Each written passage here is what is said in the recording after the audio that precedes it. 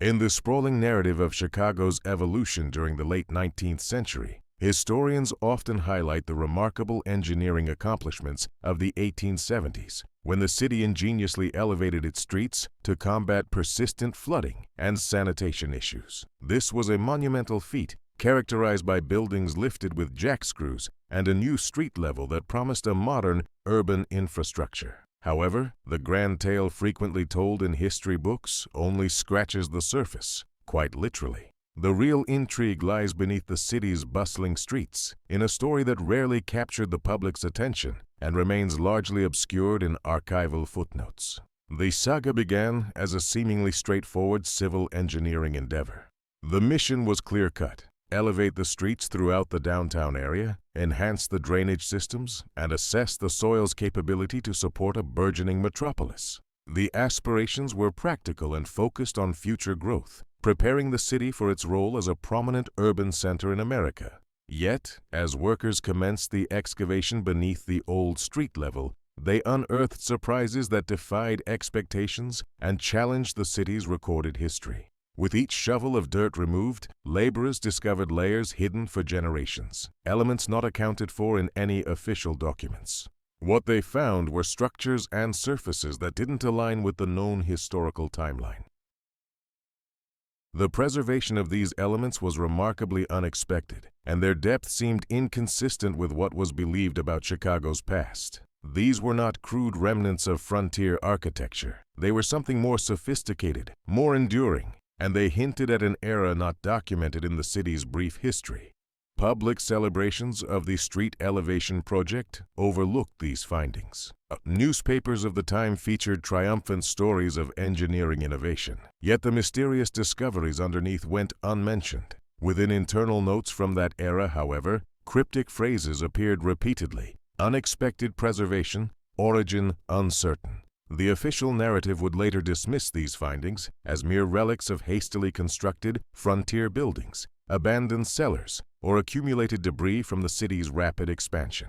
Nothing out of the ordinary, nothing deemed worthy of public discourse. Nonetheless, photographs from the era tell a different story.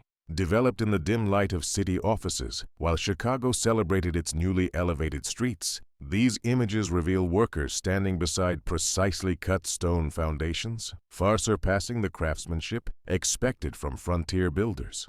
These buried structures were so deeply entombed that their upper floors were now beneath the new street level. Window frames and doorways, preserved in the encasing mud, suggested a sudden engulfing rather than gradual abandonment or demolition.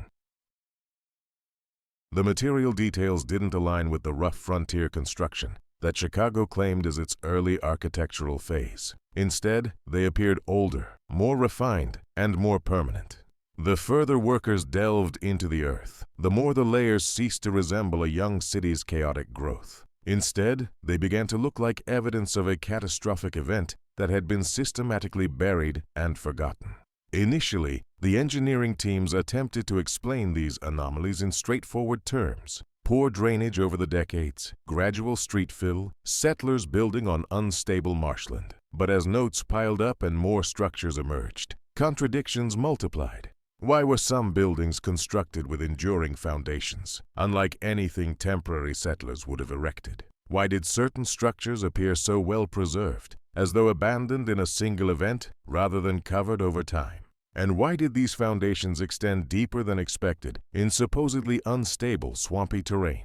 The engineers grappled with these questions, and the biggest mystery of all: why was everything buried at a consistent depth? The street-raising project demanded precise calculations, yet the pre-existing structures beneath downtown were entombed under a uniform layer of fill, suggesting a simultaneous covering of the entire district. Engineers, though hesitant to use terms like catastrophic flood, acknowledged something equally unsettling.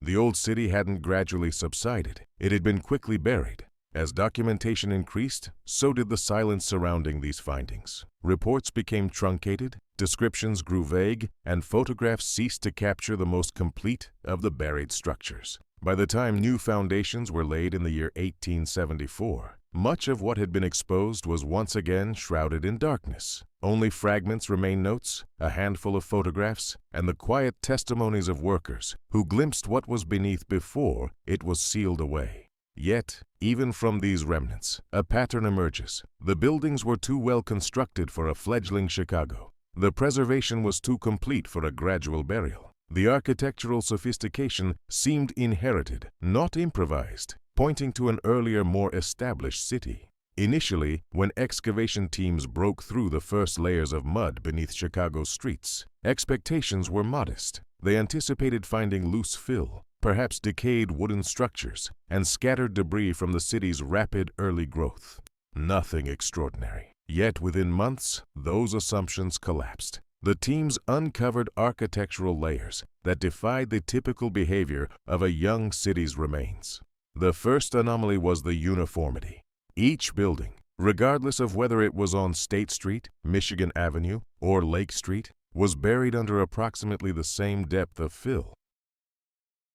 Different construction dates should have resulted in varied depths, different owners, different purposes, different years of construction. None should align unless something occurred to all simultaneously. Yet beneath Chicago's streets, they did. Storefronts on one block matched those buried on the next. Window heights were consistent across entire districts. Door frames remained at uniform depths, even when the buildings supposedly sprang up years apart. It was as if the entire downtown had been engulfed by a single event, one missing from any official record. As workers dug deeper, the findings grew more perplexing. Beyond the anticipated mud and debris, the constructions looked nothing like frontier buildings. More refined stonework, more permanent foundations, details too architecturally sophisticated for Chicago's early documented history. Some buildings seemed almost over-engineered for a frontier town, with brick facades and precise coursing, far surpassing the rough carpentry associated with the city's pre-fire era. Stone lintels bore decorative elements, doorways framed with architectural intention, suggesting an urban tradition rather than frontier improvisation. What baffled even the most skeptical members of the engineering teams was the pristine preservation. Buildings sealed in mud with interiors intact, wooden elements preserved as though shielded from decay, lower floors furnished as if they had never been abandoned. It appeared less like a gradual departure and more like a sudden entombment. Yet, historical records hold no account of a catastrophic flood burying Chicago's downtown. No chronicles describe an inundation that would seal buildings so completely. Nothing explains why large sections of the buried structures seem as if occupied one day and entombed the next. Photographs from the street-raising era clearly show workers standing in buried storefronts with walls intact, doorways preserved so well that the original hardware remains visible. Windows, sealed with pristine glass, untarnished and unbroken, lay hidden beneath layers of earth, protected by the relentless accumulation of mud that supposedly gathered over countless decades. Yet, there was something far more disconcerting than what the photographs revealed. It was the glaring absence in the official narrative that stirred unease. The reports produced following the Grand Street raising barely acknowledged the revelation of entirely buried structures. Some illustrations displayed only the new street levels and their foundations, entirely omitting the intriguing secrets that lay beneath. Certain architectural discoveries were quickly dismissed with vague terms such as old construction or previous grade level, despite photographs clearly indicating they were far more significant than such labels suggested. This silence was impossible to ignore. If these entombed buildings truly belonged to Chicago's documented early history, why were they not heralded as remarkable feats of engineering? Why were these pristine, submerged storefronts not celebrated as significant archaeological finds? Why were the photographs scattered across private collections rather than preserved in the city archives, where they could be appreciated by future generations? The architectural details themselves raised numerous questions. The stonework was too refined, too intricate for what one would expect from frontier construction. The brick patterns displayed a level of sophistication that seemed beyond the capability of Chicago's supposed early settlers. Decorative elements hinted at an established urban craftsmanship, one that contradicted the rough, improvised nature of a town barely 2 decades old. What the excavation teams unearthed were structures that didn't align with Chicago's official origin story as a muddy frontier trading post that somehow transformed into a great city within mere decades. Instead, they uncovered evidence of an earlier, more established urban environment, one that appeared to have been concealed and built over within living memory. The initial shock came with the discovery of the buried commercial buildings themselves. These structures were not crude frontier shops or temporary wooden constructs hastily erected on swampy ground. They were permanent commercial spaces, storefronts designed for long-term use and constructed of brick and stone meant to endure for generations. Some buildings were so perfectly sealed that their signs remained legible, with painted advertisements preserved in the airless embrace of the mud. Other structures revealed intact display windows, merchandise rooms where inventory lay undisturbed, evoking a sense of spaces frozen in time, as if the occupants had simply walked out one day and never returned. Then, there was the feature that continues to puzzle researchers to this day: the mysterious tunnel systems. Official records state that Chicago's renowned freight tunnels were not constructed until the 1890s. However, during the street raising, workers repeatedly encountered existing passages and corridors connecting buildings below the supposed original street level. This infrastructure made no sense for a frontier town built on swampy ground. Some passages were wide enough to accommodate car traffic, and others featured ventilation systems and drainage channels that suggested sophisticated engineering. Workers from the 1870s described these tunnels in private letters not as new discoveries, but as existing infrastructure, systems upon which Chicagoans had simply been building, though no one could pinpoint when they were originally constructed. Another anomaly appeared in the building foundations themselves. These were not shallow footings resting precariously on unstable marshland. Many extended to depths that only made sense if the builders had anticipated the structures standing for centuries, not mere decades. They were engineered for permanence, constructed with techniques that implied the builders possessed established architectural knowledge. This created an uncomfortable possibility. The Chicago that emerged after the street elevation may not have been built from scratch. It may have been erected atop something much older, a city whose existence was never properly recorded, never acknowledged, and never explained in the official history of the American Midwest. As the work delved deeper, the pattern grew stranger with each street, each block. Evidence of an earlier urban landscape lay buried beneath a uniform layer of fill. The discovery that caused the most confusion was the composition of that fill itself. Some sections contained debris consistent with demolition and gradual accumulation, yet other areas revealed something different: clean fill, densely packed, almost as if someone had made a deliberate effort to bury the old street level quickly and completely. The official explanation offered later was poor drainage management, decades of mud accumulation, the natural consequence of building on swampland. But this did not explain the uniformity of the burial depth. Natural accumulation is chaotic, uneven, and variable. What the excavation teams discovered was consistent, measured, systematic, almost as if the entire district had been intentionally raised to conceal what had come before. Following these discoveries, something unusual began to occur. The most complete buried structures were briefly documented, then quickly filled in again. The most intact storefronts were photographed once and then sealed beneath new foundations. Deep sections, where the architectural details were most sophisticated, were cut off from further exploration. Some of this was officially labeled as construction efficiency, deemed necessary to keep the street raising project on schedule. However, the decisions about which areas to preserve and which to bury permanently raised quiet questions among observers. The structures sealed immediately were always those that challenged Chicago's official timeline most directly.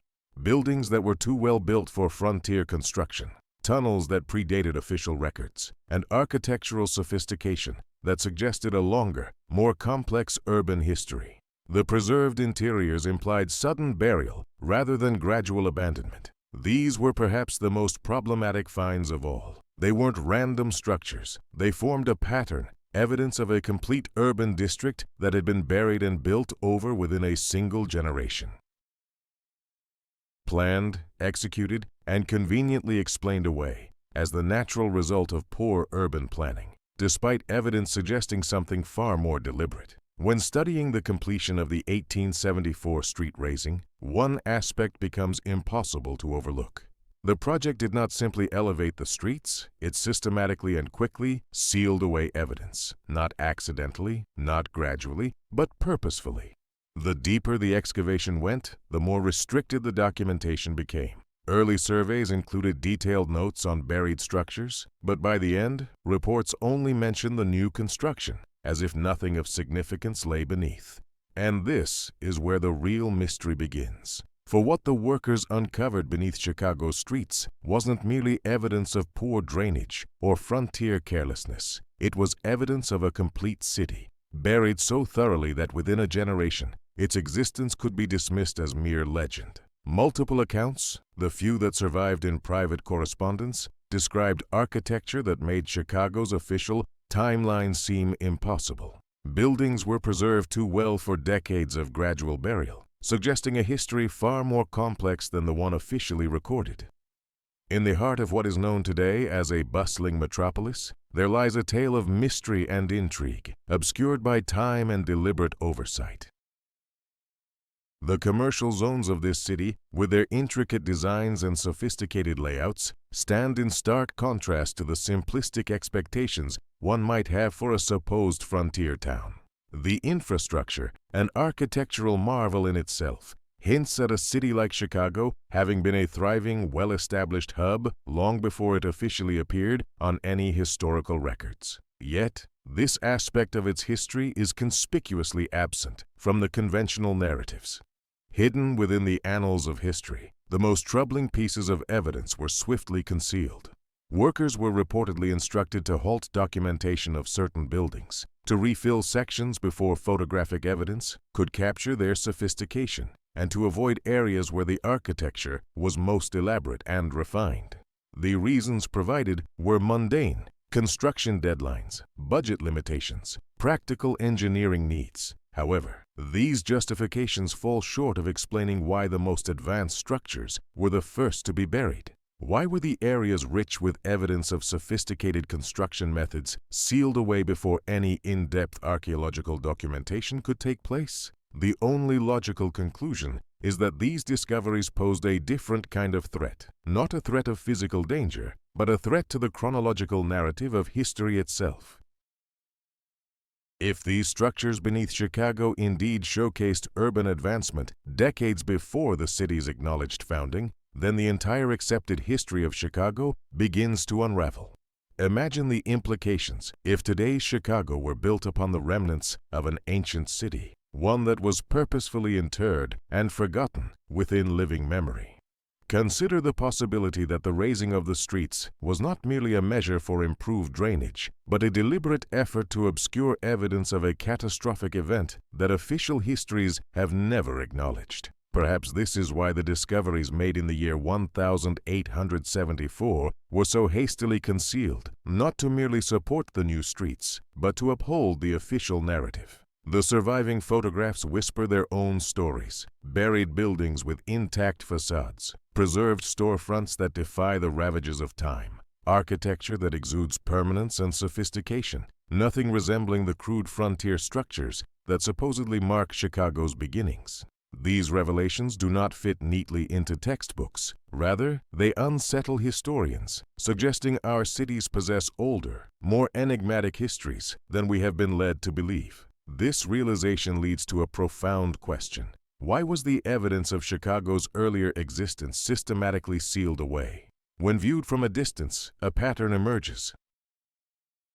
The advanced architecture was interred, the intact storefronts hidden, the tunnel systems buried, the refined stonework concealed. Even the photographs that captured too much were whisked away into private collections, as though the street raising inadvertently unveiled a hidden chapter of history.